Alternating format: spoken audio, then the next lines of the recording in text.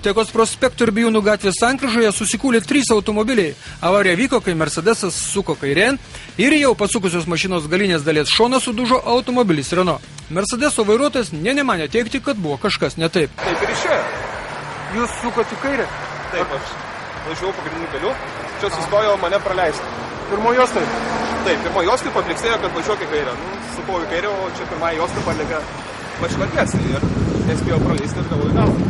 Ir dar su galu užnešant reikiausi į stovinčią. O tas jau stovėjo automobilis, taip? Po smūgio nuspriegtas Mercedesas dar kliudė šalutinėje gatvėje stovėjusi Golfą. O gal tas Renault, gal kokiu nežmonišku greičiu pravažiavo? Ne, viskas normaliai buvo. Viskas normaliai buvo? Suko į kairę tas berniukas ir gavo į galą. Taip, ir priedo man dar.